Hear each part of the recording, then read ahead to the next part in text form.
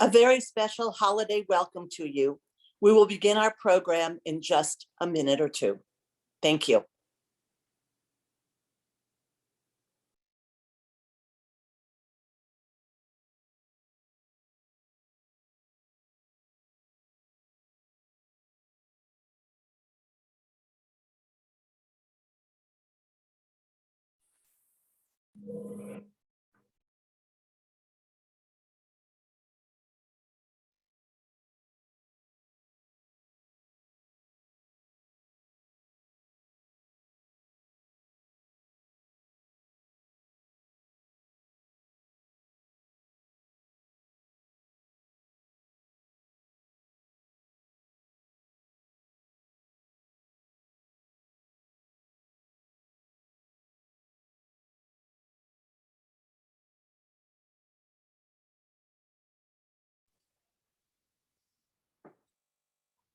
Good morning to everyone who has joined. It's about 8 a.m. I see that we've got a good attendance, so we'll start our program now. It's being recorded and will be available on BGR's website after the event. My name is Norma Grace. I'm chair of the BGR Board of Directors and a member of the Breakfast Briefing Committee. I'm pleased to welcome you to BGR's fourth virtual breakfast briefing of 2021. We thank you for joining us this morning. BGR is a private, nonprofit, independent research organization dedicated to inform policymaking and the effective use of public resources for the improvement of government in the New Orleans metropolitan area. BGR's research, reports, and government monitoring are hallmarks of its public policy work in Jefferson, Orleans, and St. Tammany parishes. Breakfast briefings further BGR's mission by bringing citizens, policymakers, and experts together to discuss issues affecting all of our lives. We encourage you to share this event on social media with others who may be interested. Please mention @BGRNOLA and use the hashtag BGR briefing. If you'd like to submit questions for our speaker, you can do so through the Q&A icon at the bottom center of your screen. Just click the icon at the bottom, type your question in the box that appears, and hit return. We thank you for participating in this event and for staying engaged in public policy discussions important to our community. And we hope to see you again at future BGR breakfast briefings, whether in person or virtual. Here to introduce our topic this morning and then moderate the Q&A portion is Amy Glavinsky, BGR's president and CEO. Amy. Thank you, Norma. I'd like to first express our gratitude to Iberia Bank, First Horizon, for so generously sponsoring BGR's breakfast briefing series again this year. Your support allows us to create these events and make them free for citizens. We welcome everyone who has joined us today and encourage you to visit our website, bgr.org, where you can access our library of reports. It includes more than 200 public policy reports that BGR has produced over the past 25 years. And now for an introduction to today's topic. Louisiana voters elected Governor John Bel Edwards to a second term in November of 2019. But in a few short months, Governor Edwards and other state and parish leaders put their plans on hold to respond to the rapidly emerging coronavirus pandemic. Since then, they have guided citizens through multiple surges and their impacts on hospitals, businesses, schools, and other cornerstones of daily life. Major hurricanes have added to the governor's unexpected workload. Hurricane Laura devastated the Lake Charles area in 2020, and this year, Hurricane Ida struck many Southeast Louisiana communities. The pace of recovery efforts remains a concern in both areas. But after 2 years of disruption, there's hope. The state has begun receiving federal funding for both pandemic relief and hurricane recovery. In addition, Louisiana will receive several $1 billion from the new federal infrastructure legislation. Here today to help us better understand the potential impacts of these federal funds, as well as his broader legislative and other priorities for 2022, is Governor John Bel Edwards. Following his presentation, we will have time for questions from the audience. Governor Edwards, thank you tremendously for joining us today for this BGR breakfast briefing. The breakfast briefing floor is now yours for your remarks. Good morning, and thank you, Amy. I want to Good make morning. sure that you can hear me. We can. We can Okay. hear and see. Thank you. And I think I last spoke to this group November of 18, so it's been a little over 3 years. And what a 3 years it's been. Of course, we had an election year in 19, but then in 2020, in March, the pandemic started with the public health emergency. We've had, I think, 5 hurricanes hit in the last couple of years. So it has been very challenging. And while it's been very difficult, we've still been able to get a number of very positive things done. And we're looking forward to the future that I think offers us tremendous opportunity for transformational change in a number of ways. And certainly, the message I would want to deliver this morning is that the next 2 years will be very busy. And we have resources at our disposal that we quite frankly haven't had in a long time when it comes to infrastructure, but also other critical investments. And I want to spend a few minutes talking about some things this morning, and then we will get to a question and answer session after that. But it is great to be back with all of you this morning. You don't need me to tell you that it has been a very long and difficult year in 2021. 2020 was very difficult as well. Again, with the COVID-19 pandemic, the multiple natural disasters, including 2 Category 4 hurricanes, very strong Category 4 hurricanes, the 2 strongest storms ever to make landfall in our state. We were tied with one another. It was Laura last year and Ida this year. But we have done everything we could to make the best of very difficult situations. And, there's quite frankly some things that I think we did very well. And I think that's always true in disaster recovery, by the way. Some things went very well. Some things haven't. And the challenges we're having around the housing situation, particularly in Southwest Louisiana. We have tremendous damage in Southeast Louisiana too. But the storm in Southwest Louisiana was in August of 2020. And the federal government has appropriated some money, allocated some money, but not yet made it available to Louisiana. We're going to talk about that in just a moment. The federal funding that we have received is helping us make investments that will benefit the state for many years. And I'm going to talk a little bit about that.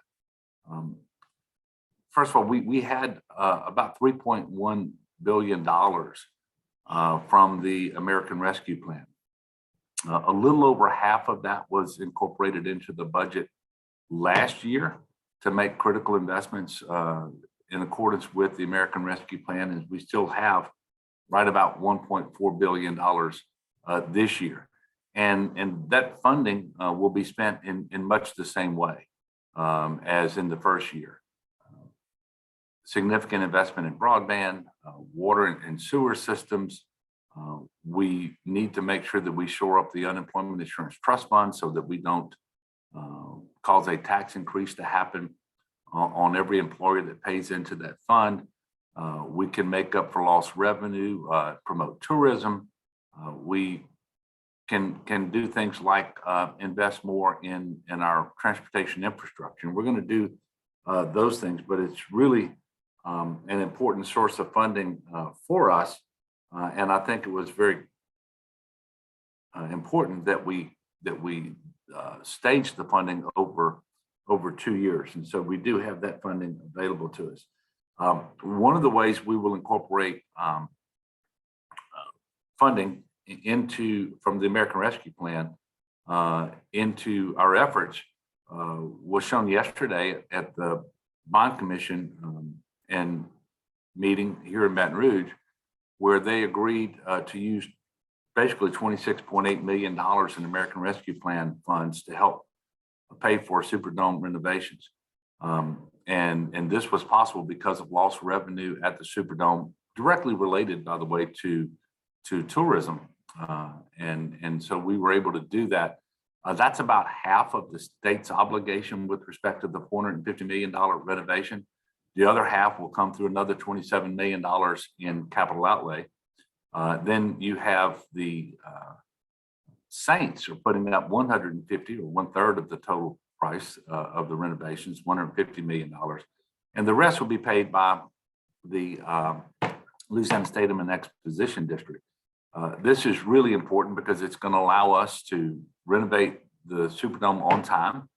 And by on time, we mean have it finished before the next scheduled Super Bowl, but we also get a new long-term lease deal with the Saints, all of which are very important to the whole state of Louisiana, but particularly to New Orleans and the New Orleans region. And it was mentioned a while ago that we'll receive several $1 billion from the Infrastructure Investment and Jobs Act, and that's going to happen over a 5-year period. That bill is going to be very important to our state. And I want to thank the 2 members of our congressional delegation who really worked hard to get it passed and voted for it. And that's Senator Cassidy, but also Congressman Troy Carter. It is important, though, that we make sure that we manage expectations. So the $6 billion, for example, that we'll get over 5 years for transportation infrastructure, surface transportation infrastructure. So we're talking about roads, bridges, ports, airports. $5 billion of that would have come through the normal program. So it's an additional $1 billion over 5 years, $200 million a year. It'll be very, very helpful. But a lot of people saw that number and believed that it would be $6 billion over our normal program. And that is not the case. And in exchange for the $200 million more each year, we're also going to have to find about $52 million in non-federal match to add to our match obligations. And so I look forward to working with the legislature to do that. Now, there will be additional funding available to us for transportation, but it's going to come in competitive grants over the next several years. We don't have the rules yet, so we don't know which types of projects are going to be competitive. Obviously, we don't have any announcements to make in terms of projects that can be funded because that process hasn't started yet. But we have every reason to believe we have a number of projects across the state of Louisiana that will be extremely competitive when it comes to these grant opportunities from the U.S. Department of Transportation. And so I'm optimistic about that. But I wanted to just kind of run through a little bit of what we can expect of the $6 billion over 5 years.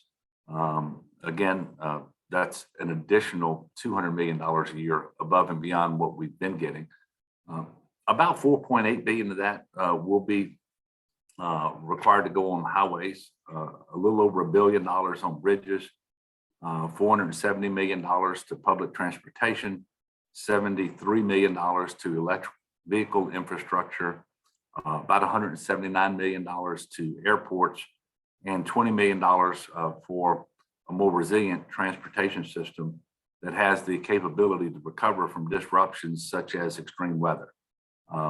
And we all know how important that is. So even within the $200 million that we're going to get addition each year, we don't get just the ability to do with that what we would want. It has to fit into these categories, all of which are important, and it's going to be very, very helpful.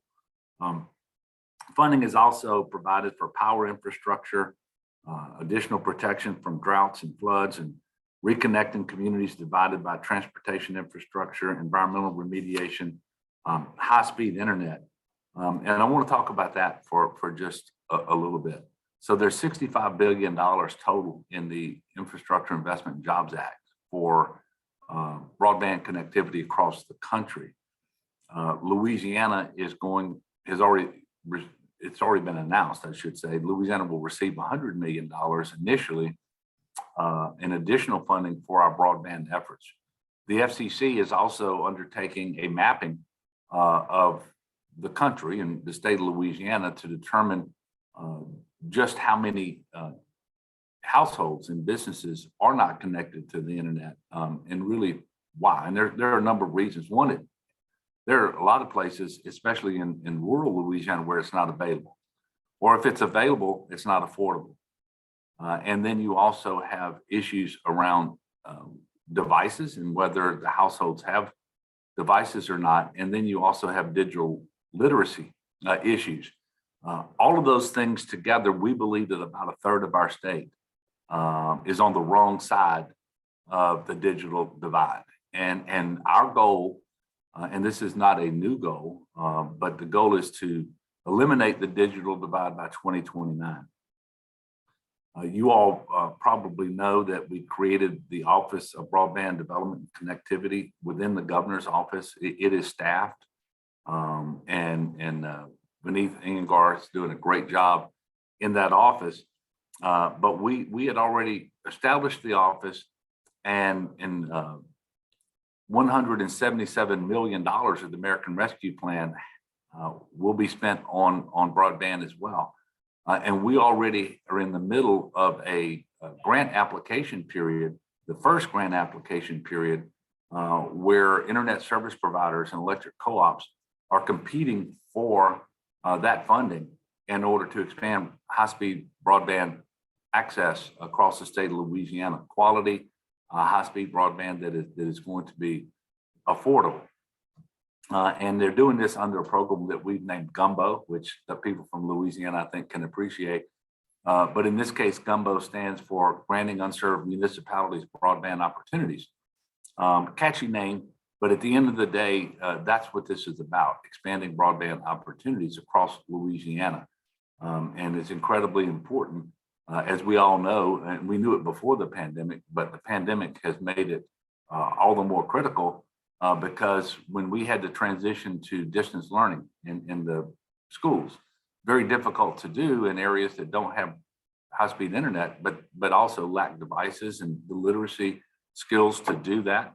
But it's also important with respect to telehealth, which has been important for a long time, but even more so during the pandemic. You didn't want people traveling and going into a doctor's office or a hospital if they didn't need to. But then just for general competitiveness with respect to small businesses and farms and so forth. This is critical in the 21st century. And I think it adds to our quality of life too. So we will take the $100 million that comes initially from the infrastructure bill, put that on top of the 177 that we already have.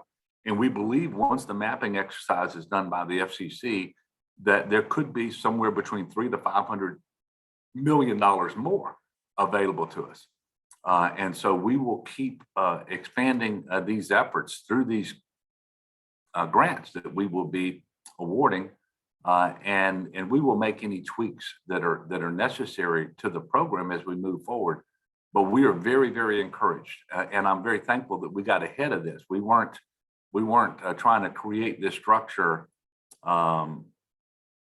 during the pandemic. We had already gotten started, and it's a huge part of our overall rural revitalization efforts in Louisiana. But quite frankly, there are an awful lot of people in our urban settings that don't have access for one of the reasons that I mentioned a while ago. And by the way, the first grant period ends on December the 31st. So we are actually in the process right now of receiving those grant applications. With respect to hurricane recovery, there has been an appropriation in the last couple of months by Congress. We appreciate it very much. And we're going to put those dollars to use just as soon as we possibly can. The most urgent need we have is for housing. The way the rules work from the federal government, and I think we would concur that this is the right way to do it. We focus on low to moderate income people, whether they're homeowners or renters, but who lack insurance. And so they're not going to be able to have an insurer come in and repair their home, but they still need a place to live for them and their family that is safe, habitable, secure, but also so that the rest of the economy and their lives are not interrupted, so that kids can stay in school, that they can work and and so forth. And we appreciate the help we've gotten thus far, but I will say at the outset, it is not enough by any standard. So we have documented and shared with the federal government, and this is based on FEMA individual assistance claims and inspections, the level of damage, the number of homes that were completely destroyed or severely damaged and so forth.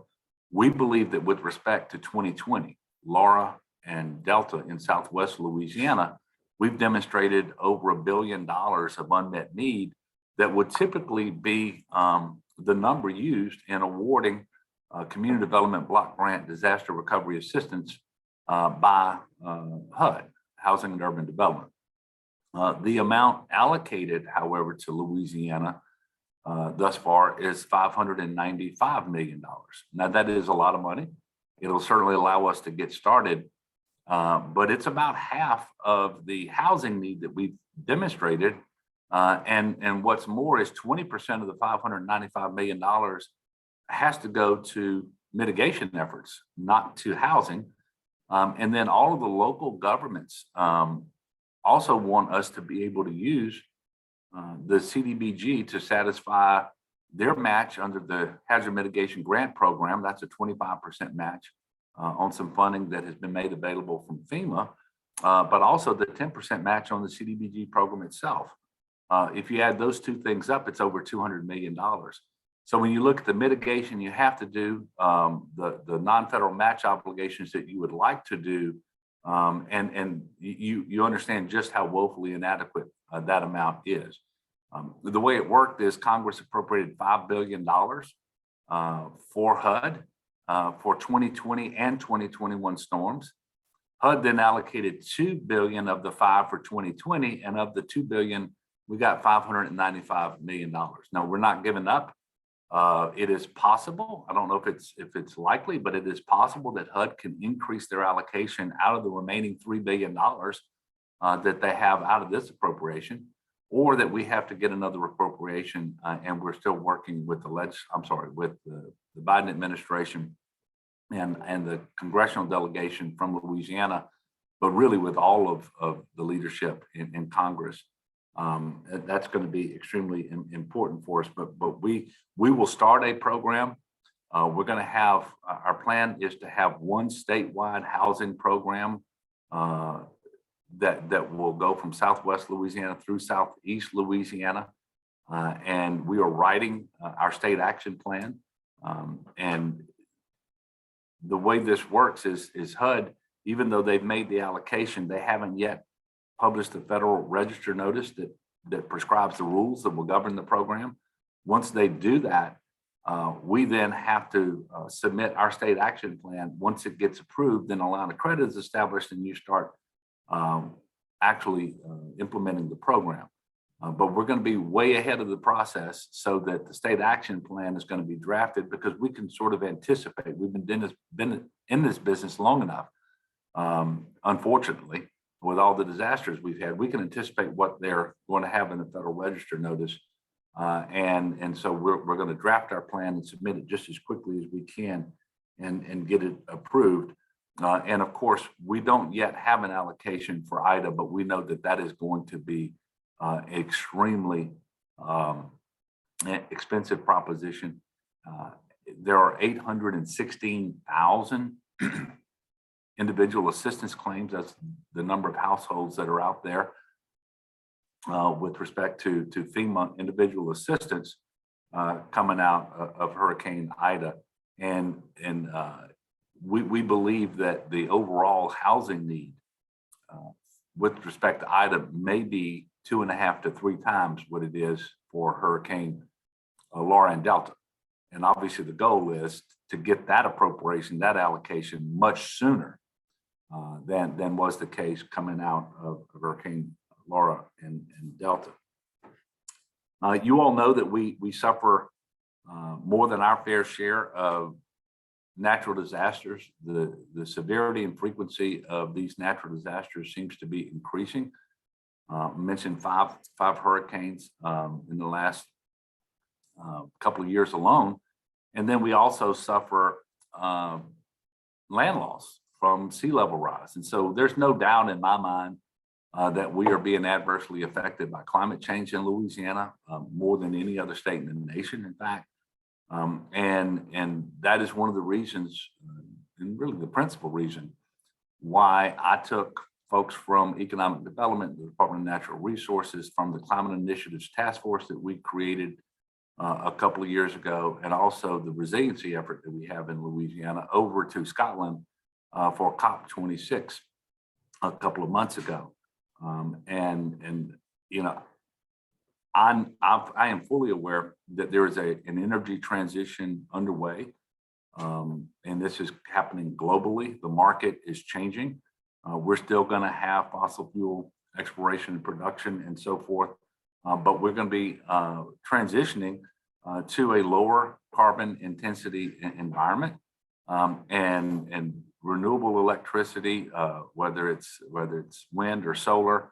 We're going to be working very hard to develop hydrogen, use biomass in order to refine fuels, incorporate carbon capture and sequestration. We have an all of the above approach. I think you've seen some of the fruits of this effort with respect to economic development announcements. Just this year, we've announced $6.1 billion in new investments in clean energy in Louisiana. That'll be more than 1,500 new direct and indirect jobs. One of them, Air Products, announced the largest carbon capture and sequestration project in the world to date here in Louisiana, related to blue hydrogen. Obviously, we have a lot of other things going on as well. We're going to tackle redistricting in a special session in February. I look forward to working with the legislature on that. We know that we have $1 billion in surplus from last year, and you know, the Constitution prescribes what you have to do with certain parts of that and limits what you can do with the rest. But 25% will go to the rainy day fund, 10% to the unfunded accrued liability of our pension systems. The rest is available to pay debt, do capital construction, and use as non-federal match in order to draw down federal dollars.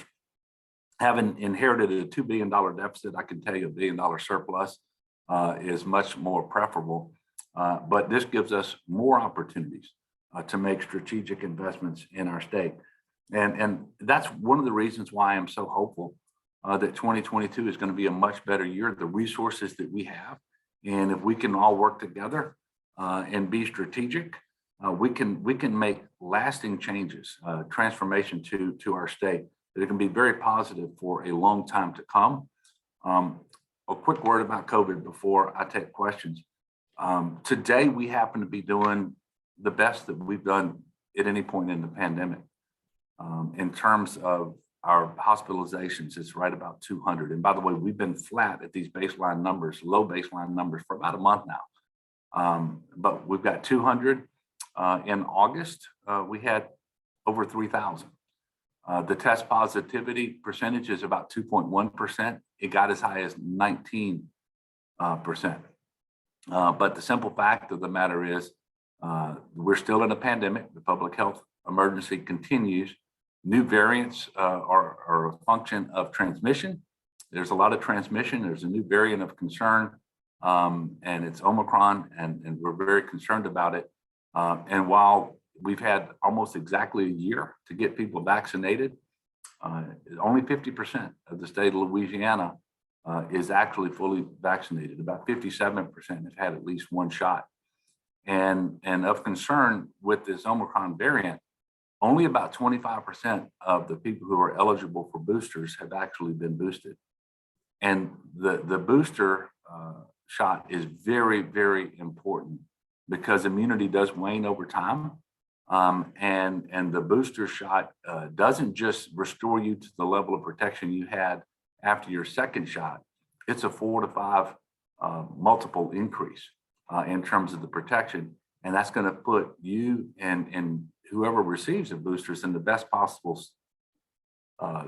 position to withstand whatever Omicron throws our way. So that obviously is concerning as we enter 2022, but I do want to wish everyone a wonderful holiday season, a Merry Christmas, and certainly a much better 2022 than we experienced collectively in 2021 or in 2020. And I'll remain as optimistic as ever that we're going to be able to do what is necessary in Louisiana to advance our state. So with that, Amy, I'm going to pause and take a few questions, and I look forward to the discussion. Great, thank you. Thank you for that information and for those insights. And you're correct, consistent with BGR tradition, we'll now enter into a Q&A portion of our event. And for those of you in the audience, if you'd like to submit a question, as a reminder, you can do so by accessing the Q&A icon in the bottom center of your screen. Just type your question, hit return, and it will appear on our end where we will consider it for presentation. And Governor Edwards' questions have been coming in, so we will get started. So our first one is focused on the pandemic and on the consequences of the pandemic, specifically for women and families. And this audience member observes women and families have been hit particularly hard in many ways by the COVID pandemic, on top of already being behind in earnings, health outcomes, and other key quality of life indicators. Louisiana has long been at or near the bottom of the worst states for women list. What priorities do you intend to elevate to ensure that these important residents do not continue to suffer and fall farther behind? Well, first of all, it's a great question. And one of the things that we know that the pandemic did is it exacerbated problems that already existed, particularly, and by the way, we were the very first state in the nation to point out the disparate impact that COVID had really by race in Louisiana as well. And we created the Health Equity Task Force in order to address that and to try to make sure we were doing everything that we possibly could to not have that disparate impact by educating people, trying to get people to do what was required to stay safe, to be vaccinated when that became possible, but also to do things to improve their health, which you can do. And you can, go see your doctor, you take your medicine, you change your diet. All of those things are important because the underlying comorbid health conditions really did, in addition to age, because we know older people were more vulnerable to the disease as well. But that's really what people needed to do in order to put themselves in the best possible position. And as time went on, then obviously they could be vaccinated and do some other things as well. But we know that COVID disrupted the economy. We know it disrupted families in terms of who was able to work, who wasn't able to work. If the schools weren't able to be in, which was the case early on in the pandemic, then somebody had to provide childcare. The childcare opportunities became a little more, not a little, a lot harder to come by because those two closed at the outset. But one of the things that I'll point out is that the state of Louisiana had, and I've seen different studies, but it's pretty close. They're all pretty close to one another. Of all 50 states, we had about the 6th most in-person school attendance at the outset of the pandemic, really for calendar year 2020 is what we're talking about. And that was very helpful in terms of parents being able to work and not have to provide the childcare. We were able to get our early childhood facilities back up and running and so forth. But no doubt it caused a lot of strain on families, on women, on children. I really worry about the social and emotional wellness of our children and so forth. One of the things we're going to continue to fight for is an increase in the minimum wage. And by the way, I think what you're seeing play out, not just in Louisiana, but around the country today, where certain people are not going back to work in the lower paying jobs, is because we haven't over the last 15 or 20 years done what we needed to do in our country to make sure that there was a reasonable wage being paid to people. And they are, I think we're having to account for that now, and it's causing a lot of disruptions, and you're seeing a labor market that I think is shifting, and it's going to settle at some point, probably in the near future. But we also, in addition to a higher minimum wage, we got to continue to fight for equal pay for women.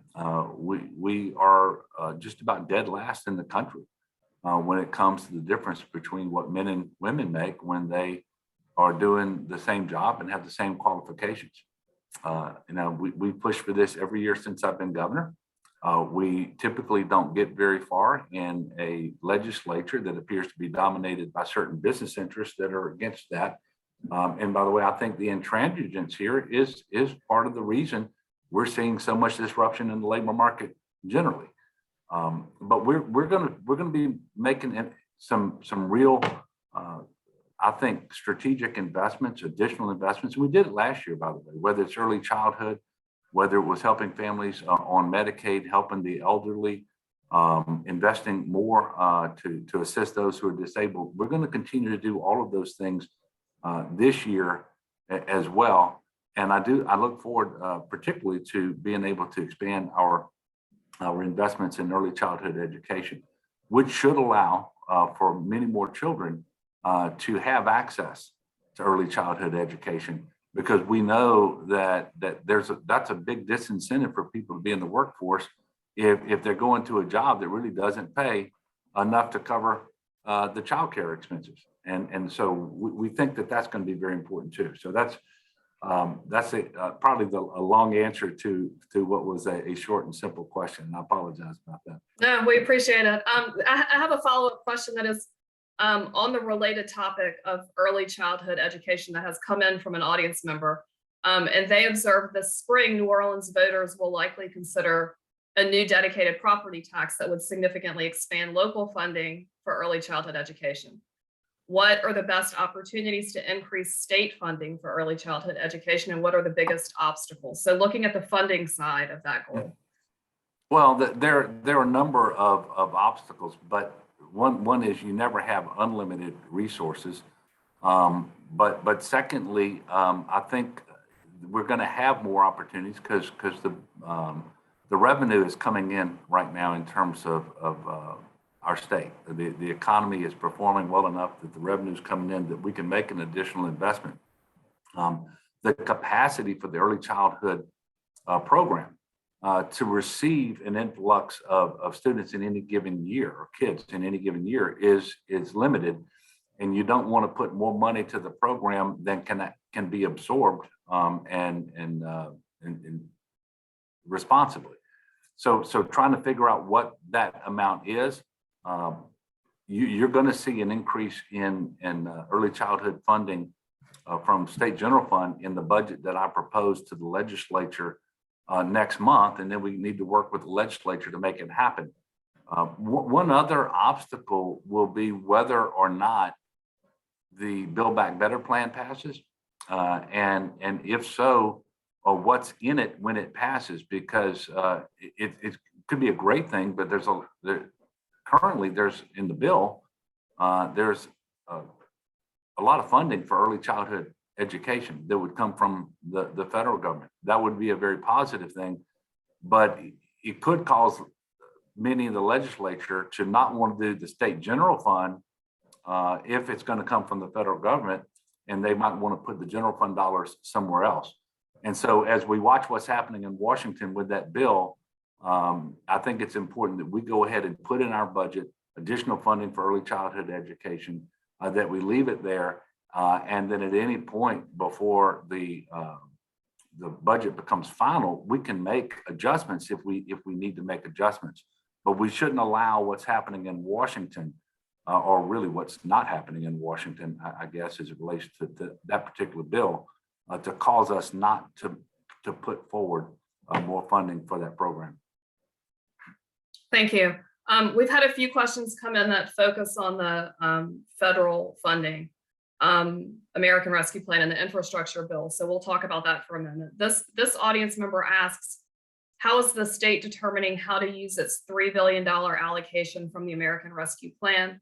And how can the public participate in the planning process as well as follow where the money goes and the outcomes that it produces? So heavily focused on process and transparency. Can you help us understand that? Well, I don't know how to be more transparent than to incorporate every single dollar into the budget, and that's what we've done. And we have put forward a plan to the legislature for every dollar. The legislature thus far, and you know, this may be slightly off, but I suspect that about 90% of what we've requested, they've gone along with, and I appreciate that. But we don't get carte blanche when it comes to what we do with the funding. So, for example, the $177 million that I mentioned for broadband, it can only be spent on broadband. There's money there for water and sewer, can only be spent on water and sewer. Other things have to be COVID related, meaning that you're using them for expenditures related to COVID. So we know, for example, that the Unemployment Insurance Trust Fund at the state, which was at the highest point ever going into the pandemic, was totally depleted. And so we want to make sure that we get that fund back into solvency and north of the point where a tax increase is going to be imposed on every employer who pays into the fund. That threshold is $750 million by September when the REC meets and they can recognize that fund balance. If it's south of 750 million, then there's an automatic tax increase. And if it's north of that, there's not. And so I want to make sure that we get back to that threshold. And our unemployment claims today are back to pre-pandemic levels in terms of the continuing claims. The new claims are low as well. And so that fund is going to start building back up, but not nearly enough in time by September without some additional funds from ARPA. And then we have the ability to use it to address tourism.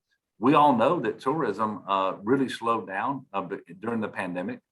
Things have picked back up recently. I'm not sure what the impact of the Omicron variant is going to be on that and whether we actually have a fifth surge now. I hope and pray that we don't, but we all have to acknowledge that we don't really get a vote in that. So it may happen, but tourism is going to be very important as well. And then you can also use those funds to make up for lost revenue. And we can show the revenue losses that we had because of COVID, and then incorporate those dollars into things like additional transportation infrastructure investment. And so that's what we're going to do. And the plan for the remainder of the funds, which is about 1.4 billion, will look an awful lot like the plan that we implemented last year for about 1.6 billion dollars. And you know, one of the things that we did in Louisiana, quite frankly, that a number of states didn't, and this was very beneficial to New Orleans, is that out of the CARES Act funding, you remember that it all came to the state, but the intention was that 45% would go to local government, such as the city of New Orleans. Well, when the CARES Act funding came in, I said all 45% of that should be allocated to local government and reimburse their COVID-related expenditures. And the legislature went along with that, more or less. There were a few dollars carved out of it for other purposes, but we were able to reimburse New Orleans and other cities and parishes for a considerable amount of COVID-related expenditures. In the ARPA funds, they actually got their funding directly. So it wasn't a pass-through from the state, but I did want to mention that because I know that you all are intensely focused on not just on the state, but on the city of New Orleans.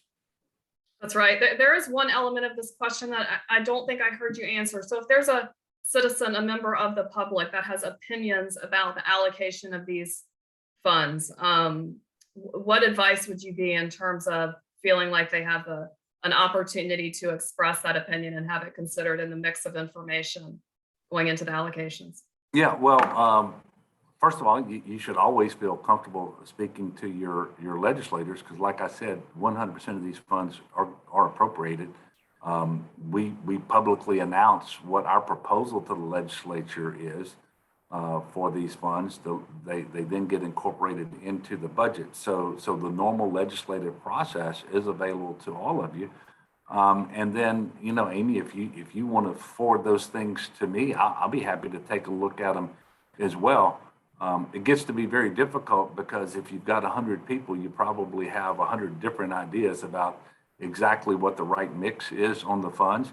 And quite often we have people recommending that we do things with the funds that we just don't have the ability to do. There's almost no such thing as a dollar that comes from the federal government that doesn't have one or more strings attached to it. But I would be happy to consider anything that you wanted to send to me if you wanted to compile some of those suggestions. Thank you for that. One more process-focused question dealing with federal funding. And this audience member is asking, what is the state's process for allocating our share of funding from the infrastructure bill to specific projects? Our share relates to what? So I will now divine intent. What is the state's process for allocating? So I think we have to read into that I guess the state's share of funding. Like, how is the state allocating its funding from the infrastructure bill? Okay, so I went through the list a while ago of what the funding has to be put to. And again, I want to remind everybody, because managing expectations is really important. And over the course of the introduction and discussion, debate, and voting on the Infrastructure Investment and Jobs Act, a lot of people have there's some wrong ideas about the bill. There is $6 billion available over 5 years. But we were getting $5 billion of that represents what we would normally get. And so there's $1 billion additional, that's $200 million a year. And I told you how it has to be allocated between roads and bridges and ports and airports and so forth. Now, what we will do in Louisiana is we already have a highway priority program. And that's done very publicly, transparently, in a series of meetings all over the state every single year. It's a coordinated effort between DOTD and the administration, but also with the legislature and with metropolitan planning organizations and municipalities such as New Orleans and the public. So we already have a priority program. And so you take projects that are of the highest priority that don't yet have funding. Now that is easier said than done, because some of those projects will be competitive for grants. And if you can get a grant to fund it, that's what you do. And then the money that you save from that, you then put to another project that is a priority in your highway priority program. But we're not going to reinvent the wheel. We're not going to create projects that we've not yet contemplated because we have a new source of funding. We already have a $14 billion backlog on infrastructure investments. And so we've got a priority list of projects that we would like to do. They are all over the state, and some of them deal with capacity. Some of them deal with maintenance and preservation. But there are no shortage of projects. And so we will incorporate the funding that we get, the additional funding, into the highway priority program that we already have established. And I will remind you, in order to get the $200 million more each year, we have to find another $52 million in non-federal match. Easier said than done also, because we have a 30-year-old gas tax that brings in, and if you have inflation adjusted dollars, you know, the gas tax is worth somewhere around 6 cents a gallon. It used to be 16 cents when it was enacted. And so it's a very challenging thing, but we have to find the $52 million. And one of the things that we may have to do is go into the bill that we passed last year that I signed into law that would allocate about $150 million more starting in 2024 out of vehicle sales taxes to transportation. And rather than having all of that money go to projects, we're gonna need to have some of that money go to our match obligation. And the last thing I want to say about transportation infrastructure is that there's a significant amount of inflation that is going to erode the number. Well, it's just going to limit the number of projects to a degree that we wouldn't like. The last several lettings that are, sometimes we didn't let the contract because we had to reject all of the proposals, but the last several have all reflected about a 20 to 25% increase over the estimate for those projects. And we think that inflation will be a problem probably for the remainder of 2022, but hopefully not. Hopefully the supply chain issues, the labor issues and all that stuff get sorted out. But those are additional challenges that we have to account for. That's very helpful. Thank you. Shifting gears to the topic of public school teacher pay. We have an audience member observing you have set a goal to bring public school teacher pay up to the regional average by 2024. Do you think Louisiana will reach that goal? And if so, how? Well, we're going to reach it by increasing teacher pay. And you will see a very significant increase in my budget proposal to the legislature that I present next month. It is a little bit hard to develop a budget when you don't have the REC meeting. I think many of you will know this, but the Revenue Estimating Conference meets and adopts a forecast, and then there's members of the legislature and the administration on that conference. It's supposed to meet in December and recognize a forecast for the fiscal year that starts the following July 1st. It appears that is not going to happen in December, but I have a really good idea what the forecast will be if and when, not if, because it will have to happen at some point.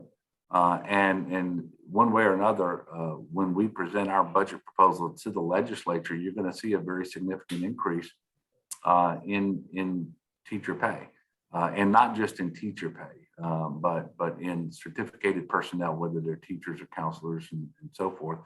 And then we always increase, when we do that, we also increase the pay that's going to our support workers at schools too. So you're gonna see a continuation of that effort, and so yeah, I'm very confident that at the end of the day we will be successful, and you'll see another increase in teacher pay this year. Thank you for that. Here we have a question about the Louisiana State Police, and this audience member is asking, what do you think are the key priorities for reform of the Louisiana State Police? Well, first of all, I'll appreciate the question. I would ask you to go look at the bills that were passed in the legislature last year, because there was a group that got together and proposed had a series of public meetings, and when I say group, I mean of legislators. And then they passed all of the bills that they sought to pass. And so I would ask you to take a look at that. Secondly, I'd ask you to take a look at what the Superintendent of State Police, Colonel Lamar Davis, has already done in policies and procedures too, but it also, in addition to changes in personnel, both at the command group at the state level, but at troops across the state, and then look at changes in recruitment and retention and training and supervision that have been implemented in policies and procedures. And so I am optimistic that many of the things that I would assume the questioner would want to see have either already happened or they're well in progress right now. I think, and I don't want to answer the question without saying this, I firmly believe that the overwhelming majority of our state police officers are very good public servants. They're professional. They do their job just the way we would want them to. I think it is inevitable that you're going to, on occasion, have someone with a badge who shouldn't have a badge. And the sooner you can detect that and remedy it, I think the better. And that's sort of what all of these efforts are about. And quite frankly, there have been tremendous efforts over the last year plus in moving in this direction. And so I would encourage you all to go back and look at the bills that were actually passed last year and the changes that Colonel Davis talks about every time that he speaks to the press or to the legislature that he's already made. Thank you. Governor Edwards, I believe we are out of time. I want to thank you, and it passed quickly. I want to thank you for your time this morning, for being with us, for the candid responses. We know you're busy and very much appreciate your willingness to appear and talk to our members and supporters and citizenry at large. No, thank you very much, Amy, and I appreciate the opportunity to be with all of you. I'm hopeful that you're going to have a wonderful holiday season. I'll be praying for all of us in 2022. I'm just going to ask you, if there's anybody out there who hasn't yet been vaccinated, please make that part of your New Year's resolution. If you haven't been boosted and you're eligible, please get boosted. We really need to get through the pandemic, understanding that when we get through it, it's going to become endemic. But we can deal with that, much like we deal with the flu season every year. But we're not there yet, and we really need to move past this. We all have a role to play, and if you play your role, you protect yourself, you protect your family, your coworkers, and the community. So let's all do that. And I thank you all very much, and I look forward to the next time I can be with you. Thank you. Happy holidays. And on behalf of BGR, I would just like to again thank Iberia Bank and First Horizon for so generously sponsoring BGR's breakfast briefing series again this year. And I want to thank all of you for being with us this morning. As a reminder, a recording of this breakfast briefing will be available on BGR's website, which is bgr.org. The best way to stay on top of all BGR events and research is to become a member. We regularly engage with our members and we value this dialogue. We also rely on our members to amplify BGR's public policy recommendations. So if you're not currently a BGR member, we hope that you will visit bgr.org to join the ranks of concerned citizens working together to improve local government.